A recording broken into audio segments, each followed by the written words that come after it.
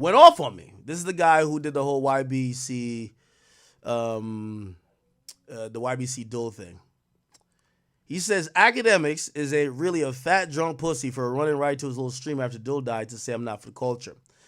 I'm not into hip hop and I'm voyeuristic. When his woman beating bald ass, I'm not bald. What the fuck? I got mad here. I got more hair than you.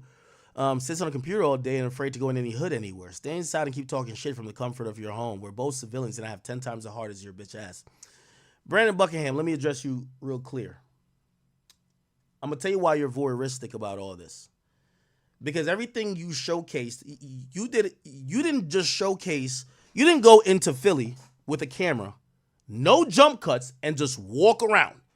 You made it the most entertaining coonery that we could possibly see that would jump off the page. Those moments of, yo, my op's right there. Like, that's what you wanted to show. Here's what I wanted to, you see when you say you're for the culture? You the last one. Let me tell you this. I'm the last nigga who interviewed PNB Rock. It fucked me up when he died. I was close with X and he died. Here's the thing. Since you shot a whole motherfucking documentary with him being so tough and you laughed while there's serious ramifications, go do the same at his funeral. If you got all the heart, go do the same at his funeral. Bring the camera, go to his funeral, and crack the same jokes. That's what I'm saying. I only spoke like that because I'm a man who did something. I did the war in Chirac, and I was a lot removed. I learned a lot as a man. And I'm not speaking as if I'm holier than thou, but I do understand the other side. The cameras don't come out at the funeral. You were laughing with the nigga. Oh, word, what? Like you were hyping it all up. You won't be at the funeral hyping it. Will you show him in the casket? You won't. All you do is run to another Philly rapper hoping that OT7 Quality call you that you could do the same thing. And then the whole city gonna try to kill him. What I'm trying to say is this. If your contributions, and I don't know you too well right now, you're coming off like Andrew Calla, whatever his name is. He asked me to do a thing on the war in Chirac. And I understand how y'all try to do this little white boy, I'm keep gonna call it voyeuristic. I'm gonna keep calling it voyeuristic. Because you know why you get to do that? There's no nigga that's in this damn culture. Me, Joe, Charlemagne, anybody who's black that could go in somebody's hood and do what we see Vice do and what you do. With no threat of our lives being endangered afterwards. I say that because what you do, I will not even conflate or get confused with somebody like rest in peace, Zach TV. What I see Zach TV did, and God rest his soul, I would never say that about Zach TV. Zach TV was really living it. I'm not saying I lived it with these niggas. Zach TV was really living it. He wasn't just like, oh, I'm passing through. Zach TV was really out there. I see DJU in them. They're doing it. I see even 16 shot him. They're not showing up with and putting out a trumped up version of what real street beef is. I'm telling you this not because I want to beef with you, nigga, because you ain't nobody. Boy, you was cold as ice. The last time I seen you, you was flexing on camera talking about Sneeko, nigga. You was cold as ice, living in a one-bedroom apartment. I looked on your channel today. You get millions of views. All your videos say you chilling with Crips, you chilling with this. Boy, my content, I'm glad I grew up past that. Because every time I used to do news videos and I had to report that a nigga died, it didn't feel too good with me. It didn't feel too good with me. And that's the growth I had to do as a reporter and as a man. So like even with this Philly shit now, you know, YBC Dul wanted to do an interview with me. And I said, what are we talking about? I said, we talking about, you know, the Meek stuff, maybe people not giving you the chances, whatever. He wanted to diss his ops. I said, whoa, what's going on? Say, yo, I'm the biggest killer in Philly. I said, nah, I'm good. So all I'm trying to tell you, sir, you made an entertaining video. I want to see a video. Let me go back to your channel. I want to see a video like this at the funeral. I want to see this type of shit at the funeral. The same shit you did here. Young men are being rude. You see this? Will you put up a video of how they killed him? Because that's how you're getting these views, nigga. There's nothing wrong with you doing content. There's nothing wrong with you doing content. I'm giving you advice because I existed in a portion of this hip hop shit and watched it. I give advice to everybody. I give advice to Trap Lord Ross. I tell Trap Lord Ross, he's really delicate though. Like, you watch a 3-hour, 4-hour Trap Lord Ross video, he ain't gonna just be like, oh yeah, this guy's a serial killer and this is great. He tells you, yo, there's a lot of families that are grieving. This is not good, but this is the reality. But even then I tell Trap Lord Ross, I said, hey, you should look into, there's a lot of other stories that don't consist of killers. Like, you know, there's stories of executives and stories of people who have really, like, yo, the story of Lil Bibby is an amazing story. If y'all really want to get into it, like Lil Bibby, a nigga who literally was one of them niggas, Chirac Savage, bro, he's one of the biggest businessmen right now. That nigga signed Juice WRLD. That nigga is the guy. It would be interesting to see if, like, you know, some of the documentarians, and this is what I'm saying to you, Brandon Buckingham, the people, the new young, you see, I don't hate on young niggas covering hip-hop, but Brandon Buckingham, like, me and you in hip-hop can't even talk. Nigga, I'm numero uno, nigga, you're just a bum. You can't even talk to me, period. But I try to give advice for the people who, and by the way, it's not because you're white. That's another thing, too. It's not because you're white. No. We're in an era where the content we all put out, we're the new mainstream. So, you know, even when, say Adam does something wrong, I can't, what do you think, I'm going to put Adam's, you know, bend Adam over paws and spank him? No, like, I try to give him some advice, like, yeah, I might not agree with that. You think I'm like, when I'm texting Adam, like, yo, fuck you, Adam? Nah, I'd be like, Adam, I ain't agree with that, but it's all good. Like, we're all learning. Like, I'm not perfect neither, but I try to just give advice. What I'm saying is this, Brandon Buckingham, Philadelphia is a war zone. I'm not blaming his death on you neither. Definitely not. Of course not. You didn't, of course not. I would never, they did that to me with Chicago. I'm trying to give you grace. What I'm trying to tell you is that when I watched your content, you did 30 minutes about this whole beef, and you showed us everybody who got shot, all the gunshot wounds, and you had this look on your face the whole time. Like a gopher. Like, I get it. But what I want to implore you to do, add some humanity to it. Just add some humanity to it. That's one thing you'll realize. I don't know if hip-hop paid your bills. I don't know if hip-hop took you out of a certain situation. I don't know if hip-hop did. Hip-hop did all that for me and for everybody around me. So these days when I cover shit, even if some of this shit is really negative, you have to add some humanity to it. Not everything is jump cuts. I just want to say that to you. Not everything is jump cuts of ignorance. And you could hate me all you want, but the next time you go into one of these cities and grab OT7 Kwani, this is what you should do, my nigga. How about you go sit with his family for a second and not talk about crime and murder and just see who he is. Just see who he is.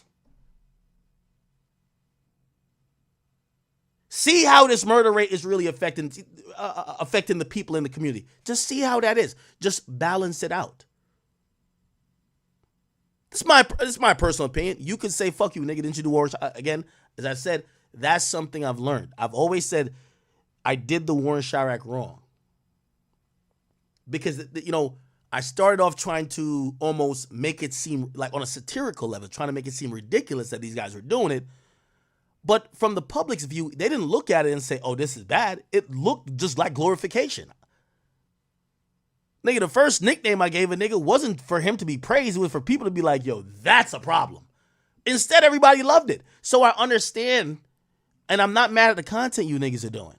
But I definitely want to say to you, you're being voyeuristic when you go through a city, you showcase all the violence, you have people, bro, y'all, listen, look at this video. You start out, right? You start out here, and by the time you're done, nigga, it's nighttime. In 1969. It's nighttime. Nigga, you hung with him for a whole day. Right now. You hung with him for a whole day, and not one thing that lacked, one thing that contained some humanity of who he was, compassion, something that human. You know why everybody today is saying they don't give a fuck that this guy lost his life? Because this video is the video this video in the Adam video that characterize his whole existence. Oh, this is the heartless nigga that was digging up a grave. Oh, who cares? That's the only thing I'm saying. If you care about the people and you care about the culture, you're clearly profiting from it. There's nothing wrong with that. But just give a little bit of an ounce of the other side. A little bit of an ounce. Okay? Normalize something. Humanize people. That's it. And you can get mad at me all you want because, nigga, I don't need you. You one of them niggas who, again, you won't be mentioned in hip-hop in 4 or 5 years. When you find your next grift, when it's get back cool to covering the downfall of Mr. Beast, you be there. I could click on your page, nigga. This is what when I say voyeuristic, nigga, I guarantee when I start scrolling down, or like your videos just look more stupid and stupid. Your video, look at the title, harassing rich people at Harvard. You realize inside the weirdest hoods in Milwaukee, I took a gangster, like come on, bro. You even talk about dudes, you talk about these guys in these communities that you're making videos of like a white boy who's voyeuristic. No white dude who kicks it with niggas says, I took her gangster too. Nobody says that. Like, nobody says that. Nobody says that except a voyeuristic white boy. Oh, I took her gangster. I took this gangster I took him to my little sister's sweet 16. Like, what are you talking about? So when I say that to you, just remember where you came from. Okay? Look at these fucking videos. You went from videos of crying about Sneeko, the dark side of Sneeko. Bro, you have a video saying eating bugs with Thai escorts. You're a grifter. You would do anything. The thing is with the hip-hop community and always with, you see, no matter what they say about Adam, and I was going to get on Adam's ass too. Adam noticed. When Adam was kind of telling me that he was about to pivot from hip-hop into some alt-right shit, I'm like, nah, nigga. No, you ain't. Hip-hop brought you here. No, you ain't. Fuck is you doing? That platform there is because black men and the culture of hip-hop built that shit. Don't tell me you down to talk to the Richard Spencers and the weird motherfuckers.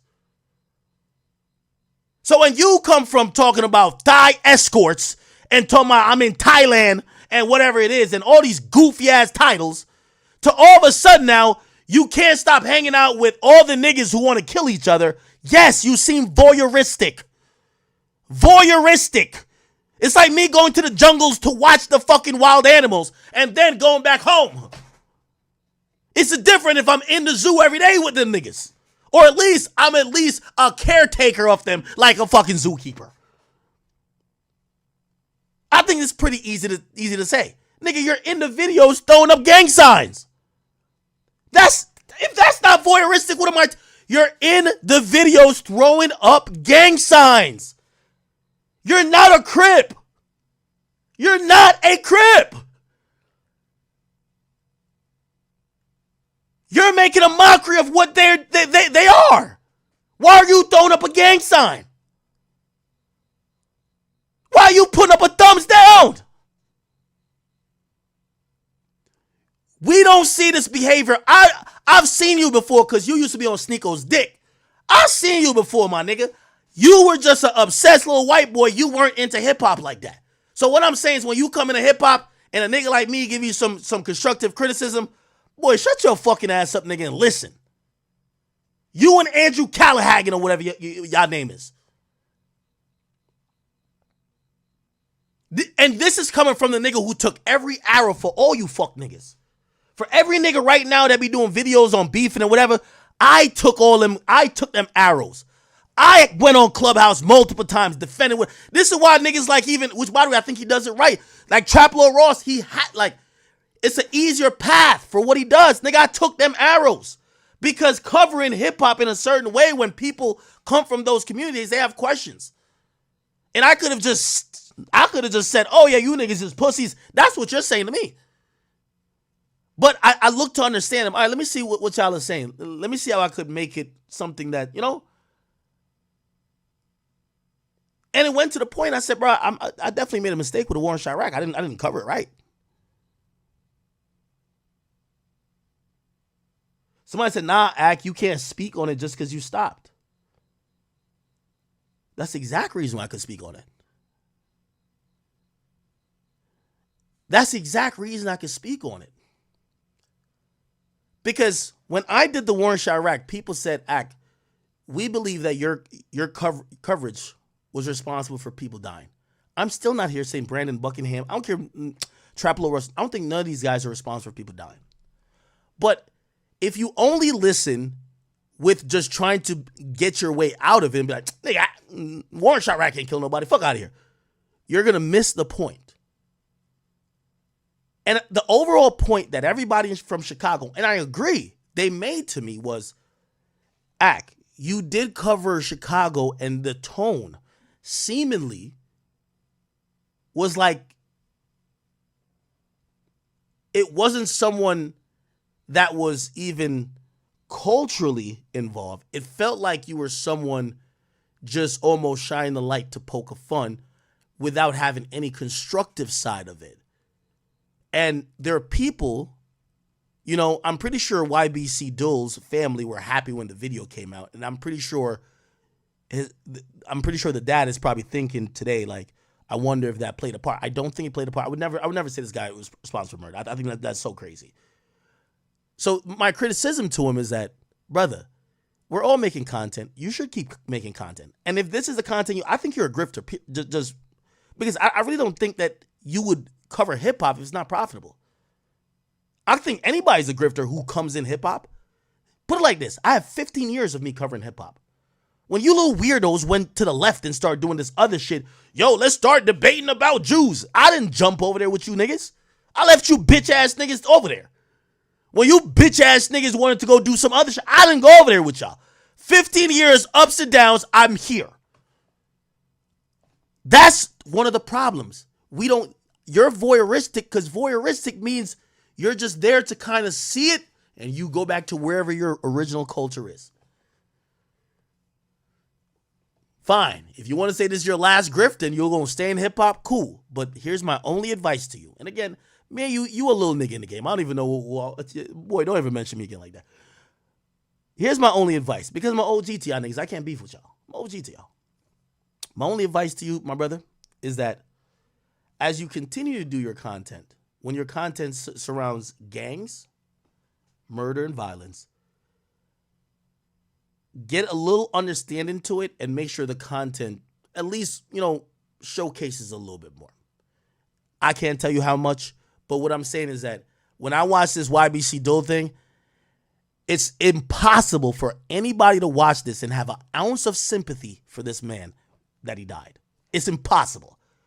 You only showcase the utmost, most ignorant side from this young man and the community he came from and the situations he was from. It's impossible for anybody to feel an ounce of, and what I'm saying is that you're going to make, well, I don't know if you monetize the video, but still your channel's going up. You should at least want to balance it out. That's my advice. You don't have to take it. And if you don't take it, I've seen a bunch of you come and go, because you know what happens?